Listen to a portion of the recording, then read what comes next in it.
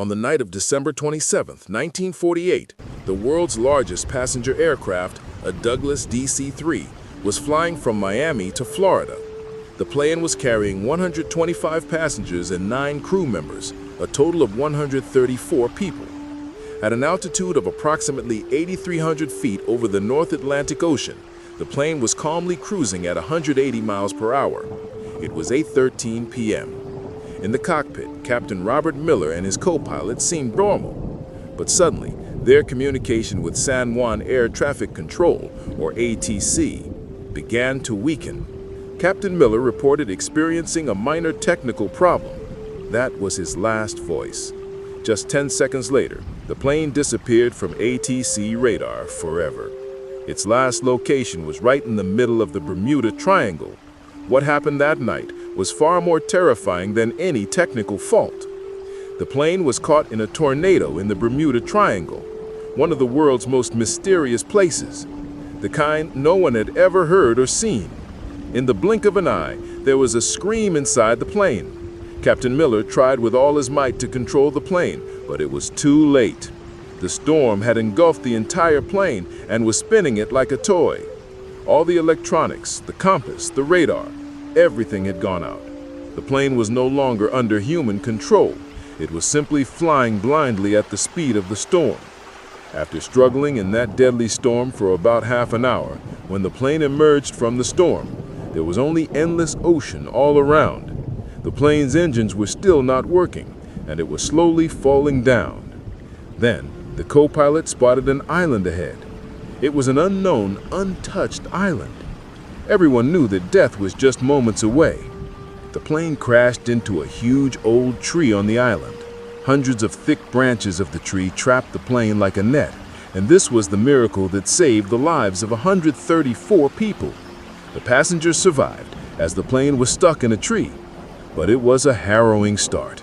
Cries and cries could be heard from inside the plane. Captain Robert Miller, whose head had hit a panel, sprang to his senses as soon as he regained consciousness. He immediately calmed the people. Evelyn Reed, a retired Army doctor on board, wasted no time in tending to the injured. A total of 10 people were seriously injured. One had a broken arm, another a leg, and 2 had severe head injuries. The rest were in shock but safe. As everyone slowly descended from the plane, they realized where they were stranded. It was an island unlike any on the map, surrounded by dense jungle, strange vegetation, and an unearthly silence. The first and greatest challenge was water. Everyone was thirsty, but there was no sign of a river, spring, or clean water source anywhere on the entire island. Their only hope now was rainwater. Captain Miller used her experience to organize the people into groups. One group was tasked with retrieving food, medicine, and other useful items from the plane's wreckage. Another group, along with the captain, set about constructing a temporary shelter for the night. They used the plane's dismantled seats, metal sheets, and large leaves to create a makeshift roof to protect them from the night's cold and possible rain. As they huddled together that first night, their hearts were filled with one question: would anyone come looking for them? Would they ever make it out of this strange place? The next morning brought a new challenge: a lack of food and the technology to light a fire. The meager provisions they had received from the plane wouldn't last long. They had to find food on the island, but there was no way to tell which fruit was poisonous and which was edible. In this effort, a middle-aged man ate an unknown fruit and died within hours. They died in agony. This was the first death on the island, shaking everyone to their core. The incident sparked the first struggles among the people, fueled by fear and limited food. But Captain Miller and Dr. Evelyn managed the situation. That evening, a teenage boy with an interest in science focused the sun's rays on dry leaves using the lenses of his glasses. After hours of hard work, a thin stream of smoke rose from the leaves, and then a small flame ignited. A fire. This was nothing short of a victory for them. The fire was not only essential for cooking, but also to ward off wild animals at night. Meanwhile, Arthur Vase, an engineer on the plane, tried to repair the broken radio. After much effort, he managed to send a weak signal. He sent his last location and a message for help, But there was no response. The radio's batteries were dead, and the only means of communication was lost. Days passed. When even after 10 days there was no sign of rescue, the patience of the 4 boys and 1 girl ran out. One night, while everyone was asleep, they secretly took a small boat made from the wreckage of the plane and set out to sea. They never returned. What became of them, where they went, remained a mystery. After the departure of those 5 men, the survivors realized they would have to stay here for a long time. Captain Miller gathered everyone and proposed establishing a permanent arrangement. Work was divided. One team would go into the jungle daily to gather food and fruit. Another team would strengthen and repair the shelter. Dr. Evelyn and a few others took charge of caring for the injured and sick. Meanwhile, the U.S. government launched the largest search operation in history to find the plane. Every inch of the Atlantic Ocean was scoured, but not a single piece of the plane was found. After a week of continuous searching, when no trace was found, the operation slowed down. Meanwhile, the survivors on the island began to learn the art of survival. They fashioned knives and spears from the island's stones and the plane's metal. The biggest challenge was the island's wild boars, which lived in packs and would attack their camp at night. A hunter-trainer was also on board the plane, who taught them how to use spears and set traps. After days of planning and practice, they hunted their first wild boar. It was a terrifying and emotional moment. 2 men were injured during the hunt, but when they returned to camp with their catch, it wasn't just for food. It was a triumph of their unity and determination. They wrote "Help" in large letters on the sand using broken coconut stems on the island's shore, hoping a passing ship or plane might see it. Friends, how do you relate to this story? Can you feel the pain and struggle? If so, please take a second to like the video and don't forget to subscribe to my channel. Your subscription gives me the courage to bring you more such true and spine-chilling stories. And yes, a new hype button has appeared next to the comments section. If this story truly touches your heart, be sure to click it. Now, let's continue on that harrowing journey.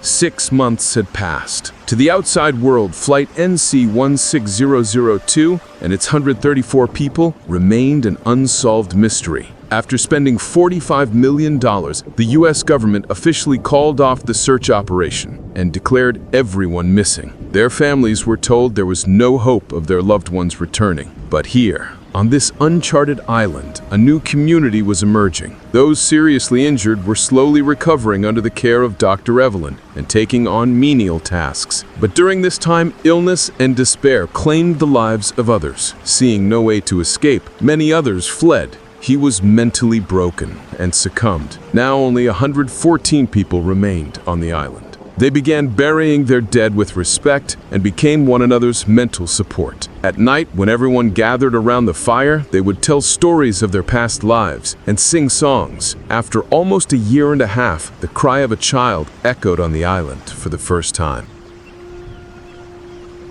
A young couple was blessed with a healthy son. The birth of that child brought new hope to everyone on the island. 2 years passed. During this time, they had learned to survive on the island. They had started small-scale farming and invented new methods of fishing. But the desire to return to the civilized world still lingered in their hearts. Under the leadership of engineer Arthur Vance, everyone decided to build a large boat. This was their largest and most ambitious project. After months of hard work, they built a large, sturdy boat using aircraft scraps, wood, and vines. The day they launched the boat was nothing short of a festival. 25 of the strongest and most experienced men were put on board, with the promise of returning with help. The boat sailed smoothly for a few miles from the island, but then the weather took its toll. Suddenly, dark clouds gathered in the sky, and a terrible storm engulfed their boat. High waves capsized the boat. Only a few managed to swim back to shore, but the tragedy claimed 16 lives. This was the island's worst blow yet. 15 had already died from illness and despair, and this tragedy claimed 16 more lives. A total of 31 had died, and 5 had already fled. Now only 98 people remained on the island. This event shattered their faith in survival. Many believed the island would be their grave, and that attempting to leave was tantamount to death. 5 years had passed. For the children born on the island, this was their world. They had never seen cars, electricity, or cities. The elders told them stories of their old world, which were like fairy tales to the children. But over time, cracks began to appear in society. The island's natural resources, such as a particular type of fruit tree and small animals, began to diminish. The food shortage created tension among the people. They were now divided into two groups. One group, led by Captain Miller, still believed they must continue trying to escape at any cost. The other group, led by a desperate man, believed that this was their destiny and that they should forget the outside world and settle on the island, as every attempt to escape brought only death. Meanwhile, an exploration team, searching for food, went into the interior of the island, where they discovered something that sent shivers down their spines. They found the ruins of an ancient, ruined civilization, and inside a cave near the ruins, they discovered a human skeleton. Near the skeleton was a small, rusted piece of metal that appeared to be part of an old aircraft. This was proof that they weren't the first people to be stranded on this island. The mystery of the Bermuda Triangle deepened. Was this island cursed? Does everyone who comes here die here? These questions terrified them even more. 7 years had passed. In those 2 years, 16 more people had died due to stress, lack of food, and disease. Now their numbers had dwindled to just 82. They had almost given up hope of survival. They were just getting by. It seemed things couldn't get any worse, but they were wrong. One afternoon in their 8th year, a terrible cyclone struck the island. Strong winds and torrential rains devastated their long-suffering shelters and meager crops. Everything they had built was shattered. Their will to survive was completely shattered.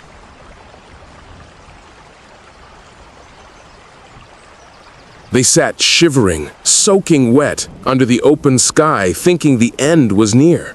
Just a few weeks after the cyclone and still trying to recover, a powerful earthquake shook the island. The ground shook as if it would explode. Mountains crumbled and trees were uprooted. Everyone ran for their lives. The earthquake was devastating, but unknowingly, it would bring them salvation. The wreckage of the plane, which had been lying in one place for years, shifted, exposing some wires and equipment buried beneath it. No one knew that this small incident would spell the end of their 9 years of suffering. A few days after the earthquake, when everything calmed down, engineer Arthur Vance was casually inspecting the broken wreckage. He noticed the plane's radio, which now lay at a different angle. At the same time, scientists believe a strong solar storm called a solar flare occurred, affecting the Earth's magnetic field. This was a rare astronomical event. Perhaps due to this very event, or perhaps the connection between the wires shaken by the earthquake, a miracle occurred. Arthur casually flicked a switch on the radio, and a faint crackling sound came from it. His heart raced. With trembling hands, he connected the remaining battery cables, and for the first time in 9 years, the radio's green light lit up. He immediately picked up the microphone and in a shaky voice said, "Mayday, Mayday, Mayday! This is Flight NC16002. Is anyone listening? We're alive. We've been stranded on an island for 9 years." Meanwhile, an operator at Miami Air Traffic Control couldn't believe his ears when he heard the message. He thought it was a joke. But when Arthur provided the plane's registration number, the captain's name, and the flight's date, the entire control room fell silent. The U.S. government immediately resumed the rescue operation. At that time, satellite technology wasn't advanced enough to track the location. All they knew was that the plane was somewhere near the Bermuda Triangle. They decided to search every island in the area again. Meanwhile, a new ray of hope had awakened among the people on the island. Day and night, they kept a large fire burning, creating smoke so that rescuers could spot them. 9 years had passed. One morning, when the 82 remaining islanders woke up, one of them saw a small speck on the distant horizon. That speck was slowly growing larger. It was a ship. It was a U.S. Navy ship coming in search of them. At the side of that ship, all the suppressed pain, suffering, and waiting of 9 years poured out in a flood of tears. People screamed with joy, wept, embraced one another. They ran across the sand shouting, "We are saved! We are saved!" When the rescue team landed on the island, they were stunned by the sight. Those whom the world had considered dead 9 years ago were standing before them, tired, weak, but alive. The story of their return shook the entire world. It was an incredible tale of human resilience and the will to survive. Families who had given up hope of their loved one's return were meeting them today, a moment so emotional that words cannot describe it. In America, this story became a legend that remains etched in people's hearts even today.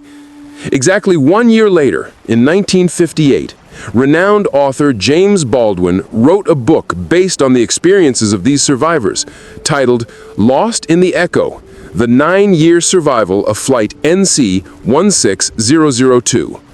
This book became one of America's best-selling books. It wasn't just a story.